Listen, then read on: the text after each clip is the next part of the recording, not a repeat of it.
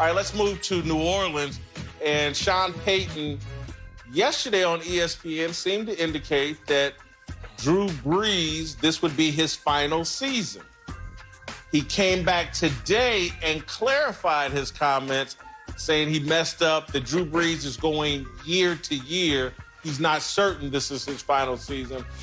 All right, Marcellus, do you buy this clarification, or are the Saints planning on this being Drew Brees' final season?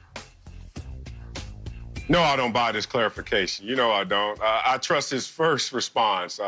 Sean Payton, like, oh, you know what? I actually meant he's just taking it year by year. April Fools. Ain't nobody being fooled by that. Come on, Sean Payton. You know what you really meant, which is just trying to gently nudge Drew Brees out the door. If not, after a year, maybe kick him out the door if you can do that. But it's going to be difficult because of all the equity Drew Brees has in the New Orleans community. But it's funny what's happening here behind the scenes is really this perception that happens with a lot of franchises. I actually benefited from this same thing. When you're a backup, I was behind Bruce Smith for my first few years. I would play 15 snaps, 20 snaps, luck up and get a sack.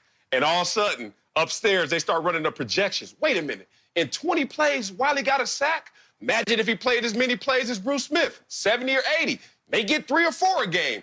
That's not how it works, because Taysom Hill has thrown 15 passes in the NFL, and now they're starting to make these projections that he's ready for that full-time starting duty. After 15 throws, when you still have Drew Brees, a top 5 quarterback on your roster, patience is a virtue right here. I would ride Drew Brees until the wheels fall off and not force Taysom in there yet. I buy the clarification in terms of settling down the amount of media attention that will be given to Drew Brees if you allowed this to be his swan song season. He meant what he said on that interview, and that is the clarity. This probably is indeed Drew Brees' last season as a New Orleans Saint. It also gives them an opportunity without pressure to evaluate Taysom Hill and what he may bring to the table when he gets more opportunities without Bridgewater being in the fold as a backup as well. So it may not be Taysom Hill's team after Drew Brees goes, but they are allotting Drew Brees the opportunity for one last time to try to get that elusive second Super Bowl that they've been so seeking. They're going to be competitive for one more year, and you take maybe you take off the pressure of, okay, Drew Brees' interviews, Sean Payton's interviews, the players' interviews every single week about this being the last time Drew Brees plays this team, this being his last week 3. You're now giving them the opportunity to focus on football by this clarification. Well, let's keep in mind, and Marcellus referenced it, that this was sparked by a question about Taysom Hill. And it seems to me like Sean Payton is kind of falling in love with Taysom Hill and the idea of Taysom Hill and what all the diversity he can bring to an offense. And you got to remember, I think it was just in their last playoff game, there were some of us who are like, man, put Taysom Hill back out there. Drew Brees is struggling. Sean Payton may have been one of those people, and that's, again, why I don't believe the clarification. I think, like Bill Belichick fell in love with Jimmy Garoppolo, Sean Payton is falling in love with Taysom Hill, even though he only has 15 passes in the NFL.